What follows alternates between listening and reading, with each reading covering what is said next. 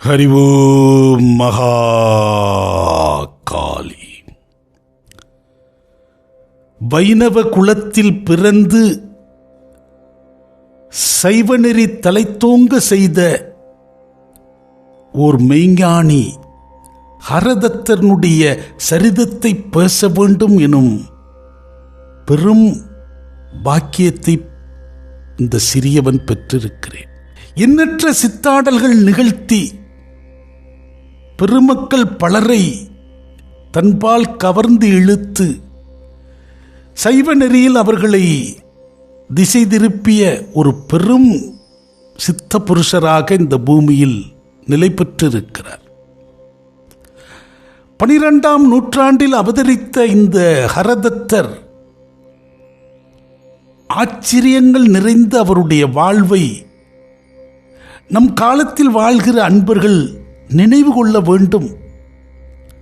இத்தகைய ஒரு தவசீலர்கள், தவ புருஷர்கள், உயர்ந்த ஆத்மாக்களை நாம் மறுபடியும் எண்ணுவதும் சிந்திப்பதும் நம்முடைய ஆத்ம சுத்தம் அடையும் என்பதுதான் இதன் நோக்கம்.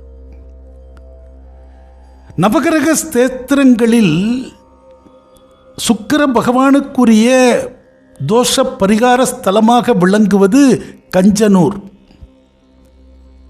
மயிலாடுதுறையில் இருந்து 18 கிலோமீட்டர் தொலைவில் அமையப்பட்டிருக்கிற இந்த கஞ்சனூர் இருக்கிறதே, அங்கு ஒரு பழமையான சிவ ஆலயம் இருக்கிறது. அக்னீஸ்வரர் சிவ ஆலயம் என பெயர். அந்த ஆலயத்தில் ஹரதத்தர் நிகழ்த்திய சித்துக்கள் எண்ணற்ற. அந்த காலங்களில் சமூக அமைப்பு என்பது எண்ணற்ற வேறுபாடுகளோடு மனிதர்களுக்குள் ஏற்றத்தாழ்வுகள் நிறைந்த மனோநிலைகளோடு வாழ்ந்த ஓர் சமூகம். பிராமண சமூகத்திலேயே வைணவத்தை பின்பற்றக்கூடியவர்கள் தனி அக்ரஹாரம், சிவநெறியை பின்பற்றக்கூடியவர்கள் தனி அக்ரஹாரம். ஒரு தெரு அடுத்த தெரு, இவர்களெல்லாம் தனித்தனியாக வாழ்ந்த காலம், ஒருவரை ஒருவர் ஏற்றுக்கொள்ளாத காலம், ஒருவரை மற்றொருவர் இகழ்ந்தும் தாழ்த்தியும் நடத்தி கொள்கிற காலம். இப்படியெல்லாம் முன்பொரு காலங்களில் இருந்தது என்பதுதான் யதார்த்தம். அப்படியான காலங்களில் இந்த கஞ்சனூரிலும் 2 அக்ரஹாரங்கள் உண்டு, 2 தனித்தனி தெருக்கள். அந்த அக்ரஹாரத்தில் வைணவ தெருவில் வாழ்ந்து கொண்டிருக்கிறார் வாசுதேவன். அவருடைய புத்திரனாக பிறக்கிறார் ஹரதத்தர். ஹரதத்தர் குழந்தை பிறந்து 11ஆம் நாள் பெயர் சூட்டும் விழா நடக்கிறது. அன்பர்கள் யாவரையும் வரவழைத்து விருந்து உபசரிப்பு செய்து சுதர்சனன் என வைணவ பெயர் சூட்டி மகிழ்கிறார். இந்த சுதர்சனன் வளர்ந்து வருகிறான். 2 வயதாகிறது. மழலை மொழியில் பேசவும் தானே நின்று நடந்து ஓடுகிற சக்தியை பெற்றவனாக அந்த குழந்தை சுறுசுறுப்போடு இருக்கிறது. வைணவ தெருவில் பிறந்த இந்த குழந்தைகளோடு குழந்தையாக தெருமாறி சைவ அக்ரஹாரத்தில் போய் விளையாடும்.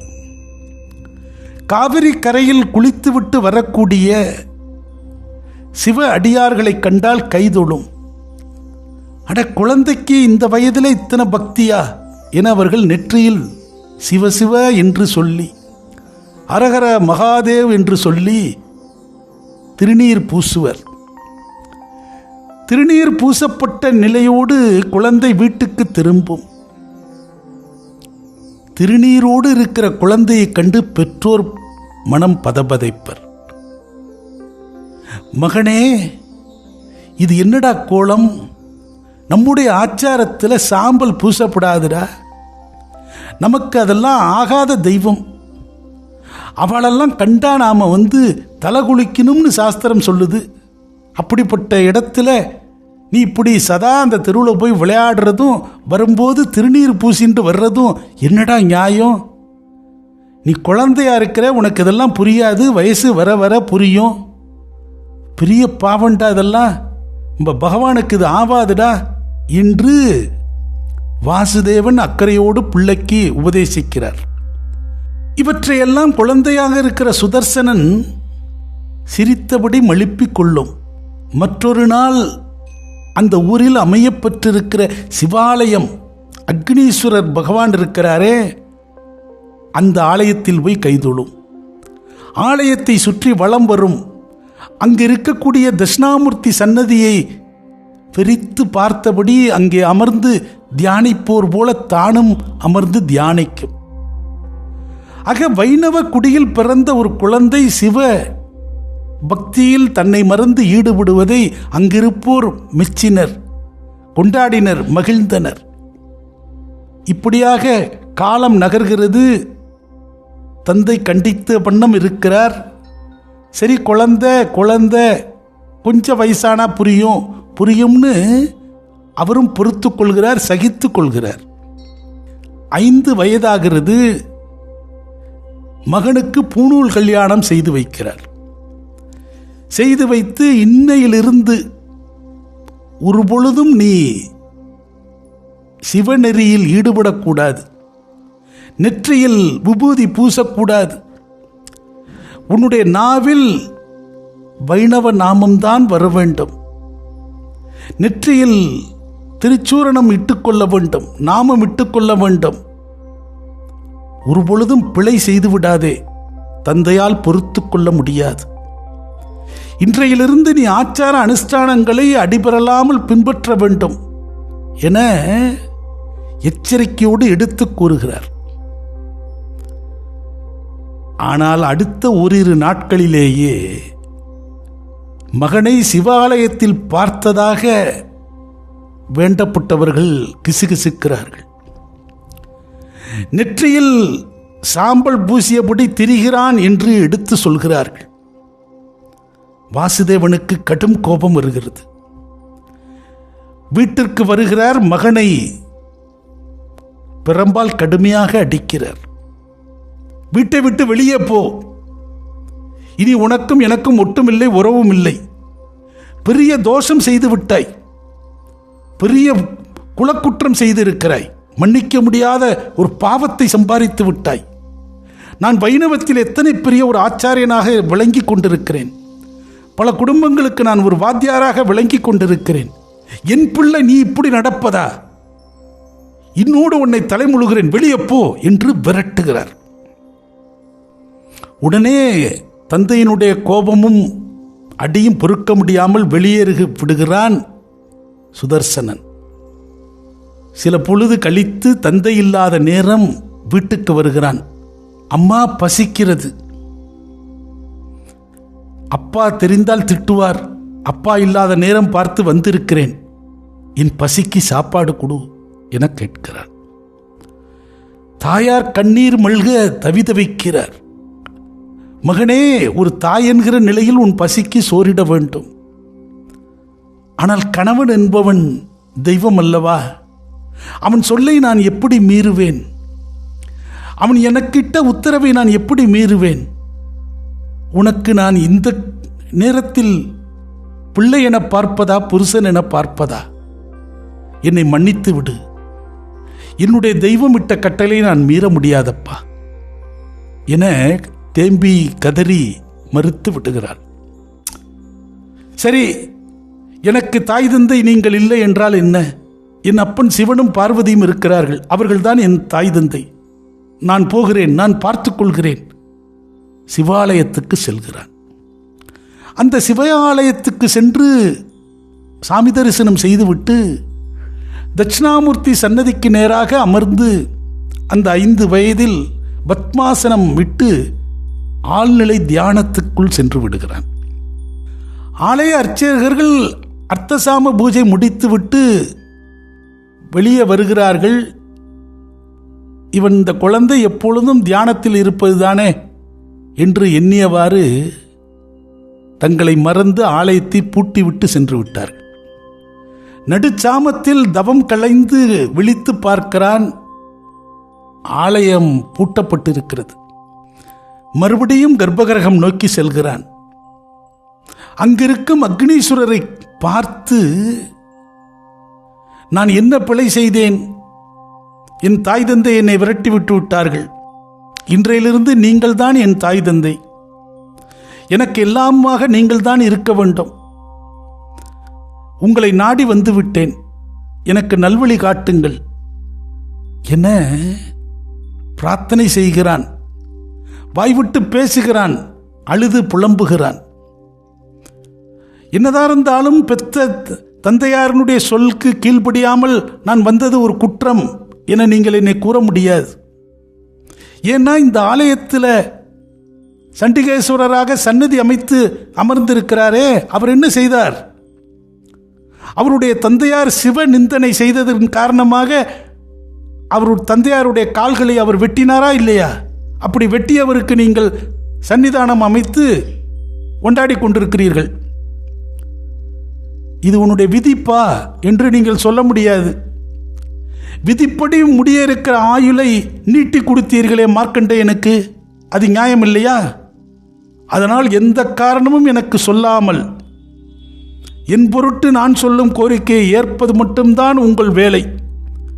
அது இல்லாமல் நான் விலக மாட்டேன். உங்கள் பாதங்களை பற்றியவன் தான் என்று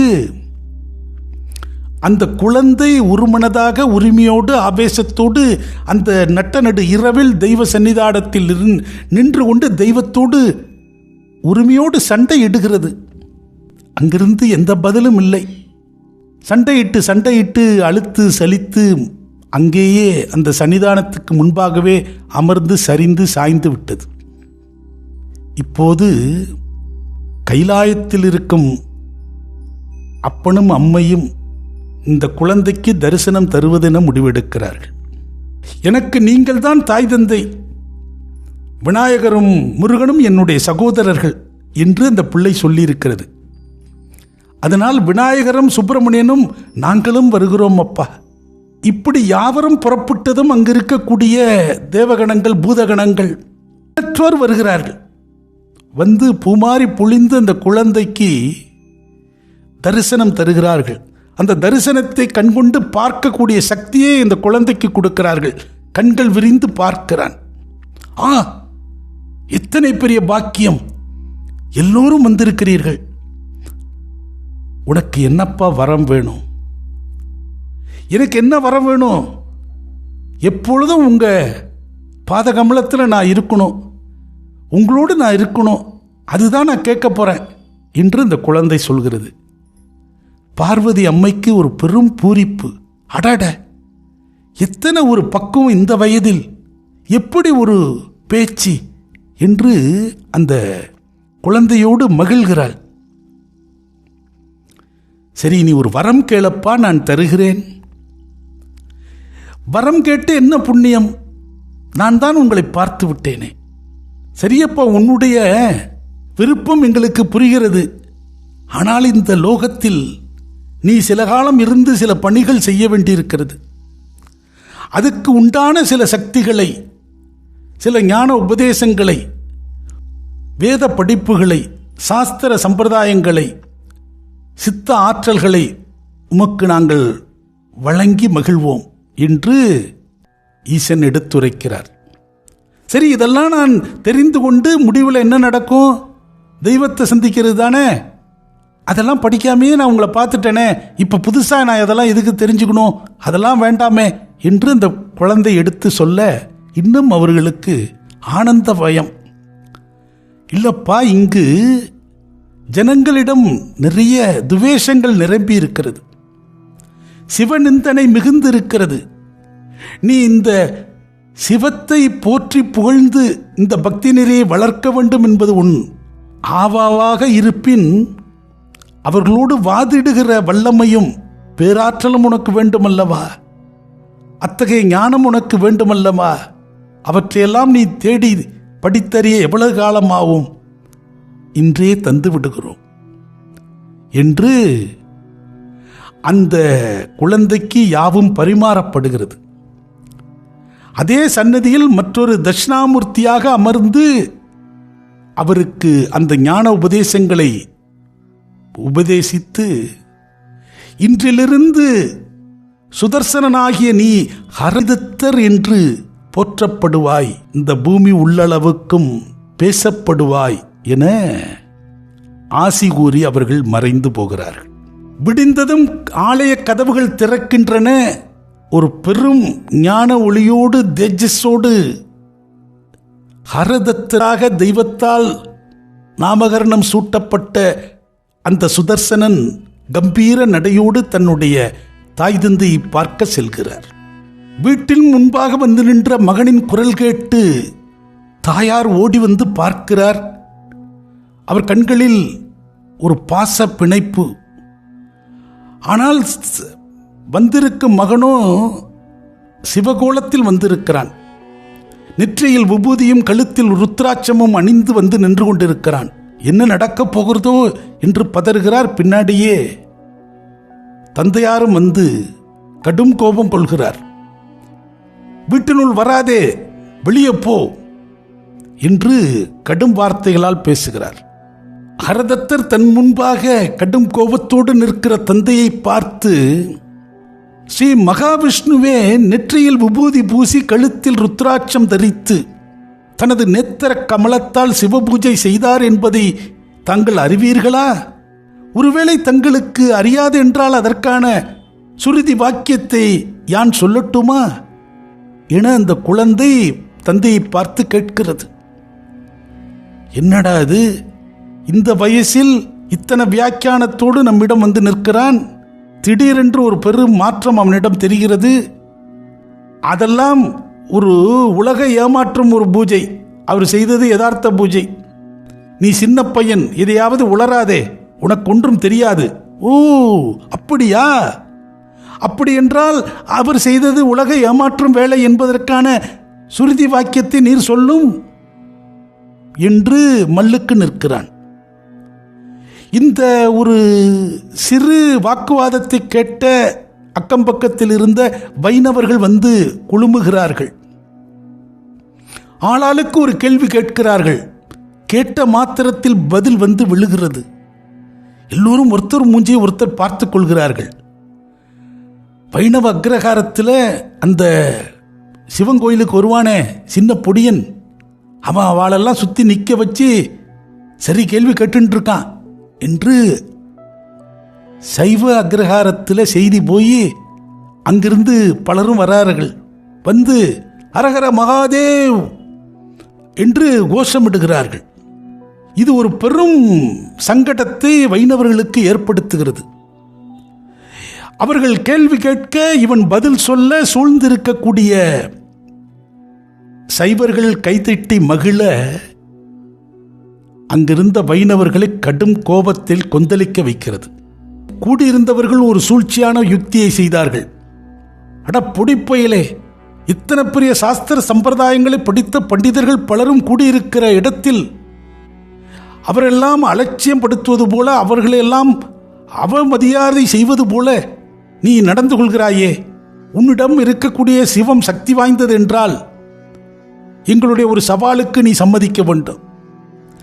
பழுக்க காய்ச்சின ஒரு இரும்பு முக்காலியில் நீ அமர்ந்து உன்னுடைய வியாக்கியானத்தை பேசு. நீ உயிரோடு வெளிவந்து விட்டால் நாங்கள் உன்னிடம் சரணாகதியாகிறோம். அதுக்கு சம்மதமா என்று கேட்கிறார்கள். சம்மதிக்கிறேன், என்னிடம் இருக்கும் சிவம் என்னை கைவிட மாட்டார், அதற்கான ஏற்பாடுகளை அக்னீஸ்வரர் ஆலயத்தில் செய்க என்று சொல்கிறான். அது முடியாது, அரண் கோயிலுக்குள் நாங்கள் வரமாட்டோம், வரதராஜன் சன்னதியில் வந்து செய். அங்கு ஆழ குழி வெட்டி அக்னி மூட்டி அதில் ஒரு முக்காலி நடுவோம். அந்த முக்காலியில் அமர்ந்து உன் வியாக்கியானத்தை பேசு, என்ன நடக்கிறதுன்னு பார்ப்போம், சவால் என்று இரு தரப்பும் சவால் விட்டுக் கொள்கிறார்கள். இந்த ஹரதத்தரனுடைய சைவ பக்திக்கு அங்கு கூடியிருக்கக்கூடிய சைவ பிராமணர்கள் ஆரவாரம் செய்கிறார்கள். ஹரஹர மகாதேவ், சிவன் உன் பின்னால் இருக்கிறான், பார்ப்போம் என்று இரு குழுவும் இந்த சவாலை சந்திக்க தயாராகிறது. அதன் பிறகு என்ன நடந்தது? அடுத்த அத்தியாயத்தில் பார்ப்போம். ஹரி ஓம் மகா.